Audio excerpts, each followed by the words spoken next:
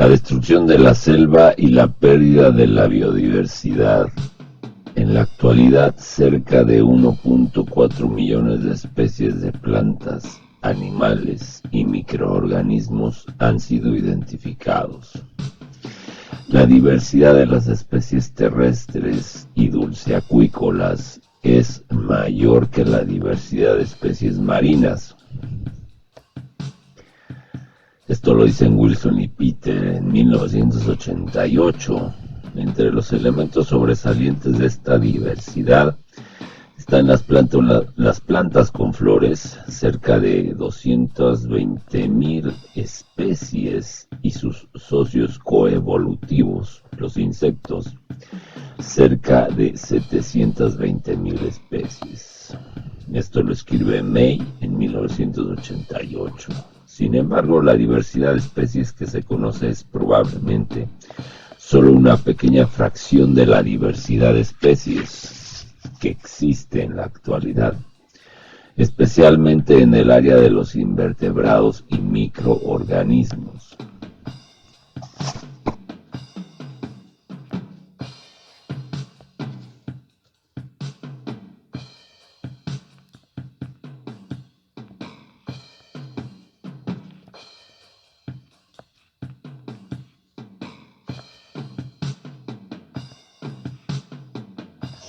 Más de la mitad de esta diversidad se encuentra concentrada en las selvas húmedas tropicales, que ocupan solo 6% de la superficie terrestre del planeta.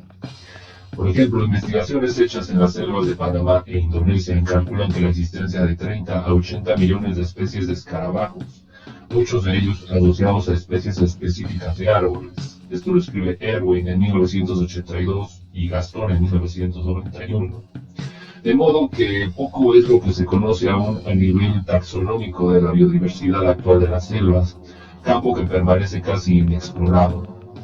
Se da la urgente necesidad de contar con profesionales en las ciencias de la taxonomía y la sistemática que prosigan la tarea de inventariar y clasificar adecuadamente los organismos aún por ser descubiertos. Es claro que dos aspectos que hacen a las selvas tan valiosas e intrigantes desde el punto de vista biológico son, por un lado, lo que hemos logrado conocer de ellas hasta ahora, y por otro lado, darse cuenta de lo mucho que desconocemos acerca de esos ecosistemas, que desafortunadamente están siendo destruidos a un ritmo sin precedente. Tal situación exige medidas desesperadas para proteger la biodiversidad, en este caso los programas de reproducción en cautiverio. Los parques nacionales y los zoológicos podrán conservar una pequeña fracción de las especies amenazadas.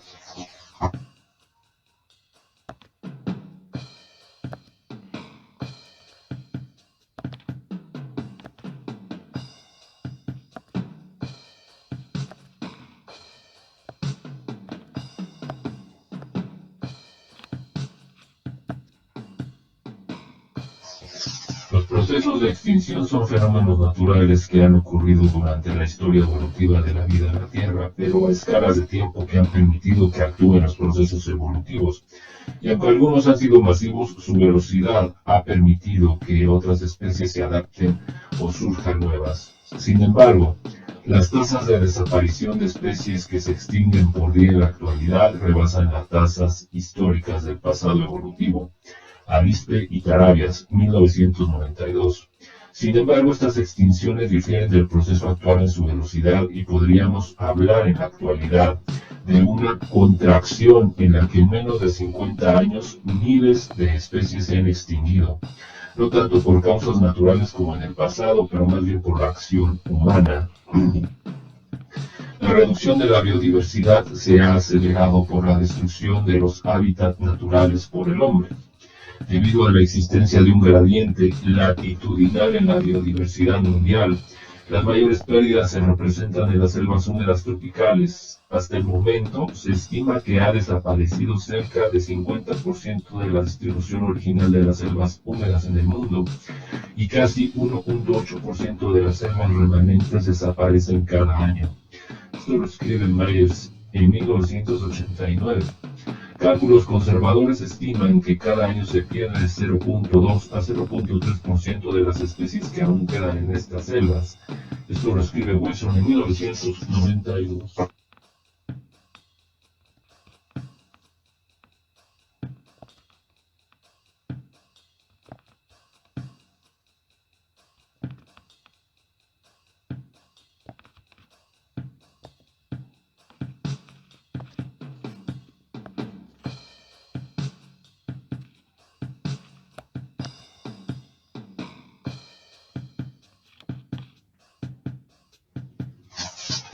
Si consideramos muy conservadoramente que cuando menos 2 millones de especies se encuentran en estos ecosistemas, entonces la extinción de especies debido a la destrucción de las selvas es de 4.000 especies anuales, o cerca de 10 especies diarias. Esto lo escribe Ehrlich en Wilson en 1991. Debido a nuestra carencia de conocimiento acerca de la biología y ecología de las especies selváticas, nadie sabe qué especies se perderán, en qué secuencia y con qué consecuencias nefastas para el sostenimiento de la vida de la selva. La pérdida de la biodiversidad que resulta de la destrucción de las selvas húmedas tropicales es acentuada aún más por el uso y la extracción indiscriminada y sin actos de reposición y recuperación de los recursos selváticos por el hombre. Se estima que el alto crecimiento de la población humana, que se espera se duplique en los próximos 50 años a cuando menos 10.000 millones de personas, demandará un crecimiento 10 veces mayor de la actividad económica durante este periodo para cubrir las demandas y aspiraciones de esta población. World Commission on Environment and Development, 1987. Tal demanda significa la destrucción acelerada de los ecosistemas naturales y la pérdida irreversible de la biodiversidad, lo que debe ser preocupación para todos por las 3 razones ya tratadas. Pero es necesario subrayar una vez más.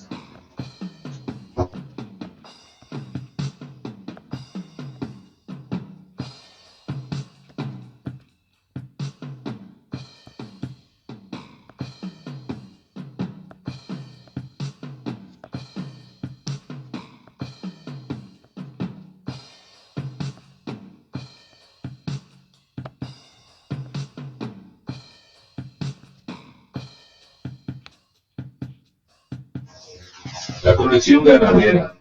Entre las causas más importantes de la destrucción de la selva en América Latina está la expansión horizontal de la ganadería intensiva, la extracción de maderas, el establecimiento de monocultivos, la explotación petrolera y el crecimiento de la población. De estas, la ganadería ha sido la actividad que más ha contribuido a la destrucción de las selvas, pues comprende la sustitución intensiva y extensiva de la vegetación selvática por pastizales para alimentar ganado. Por ejemplo, en Brasil se transformaron casi 50.000 kilómetros cuadrados de selva en pastizales para la ganadería entre 1966 y 1983. México, por su historia geológica y sus particulares condiciones geográficas, constituye uno de los países más ricos del mundo en organismos vegetales y animales. Ramamorfi. Esto escribe Ramamorfi en el año 1993. La zona ecológica cálido-húmeda del sur y sudeste es una de las más ricas en la biodiversidad que resguarda. Sin embargo, esta riqueza natural ha sido afectada por el aumento de los pastizales y la expansión de la población de bovinos en el país. Aquí la ganadería bovina compite con la población rural mexicana por el espacio, recursos y alimentos. Esto escribe Toledo en 1987.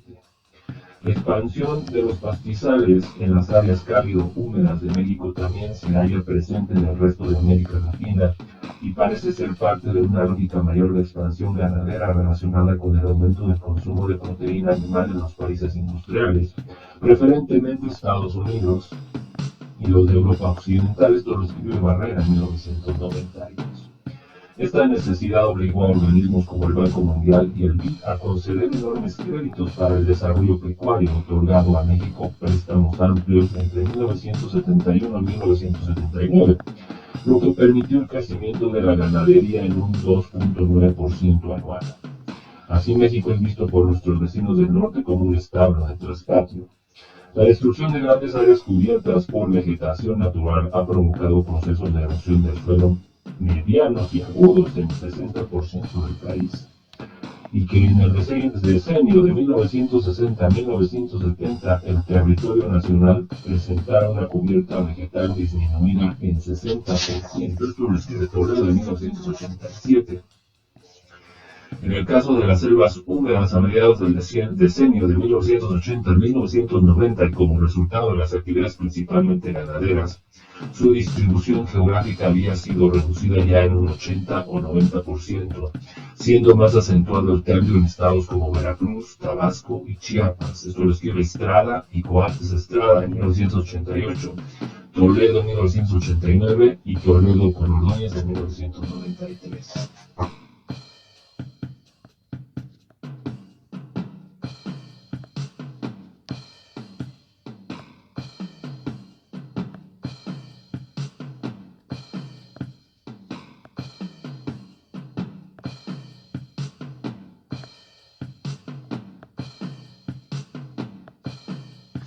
La ganadería también es causa de que se compacten y erosionen intensamente los suelos tropicales, ambiente en el que difícilmente pueden sobrevivir y establecerse las semillas de la selva y darse el proceso natural de regeneración de esta. La capacidad de carga de estos pastizales es por lo general baja y, por ejemplo, en los Tuxtlas llega a ser solo de 1 a 1.2 cabezas de ganado por hectárea. Una vez que la capacidad de carga de los pastizales se reduce o se desea incrementar el número de cabezas que se poseen, la práctica ha sido desmontar más superficie selvática, el cultivo de forraje para alimentar ganado e incrementar la capacidad de carga por unidad de área de los pastizales es una acción pocas veces realizada. Debido a los altos costos en mano de obra en el campo, ya que la adquisición de tecnología como picadores motorizadas es un problema que los campesinos y rancheros no pueden resolver. Sin embargo, su empleo debería promoverse para descargar la presión sobre las selvas.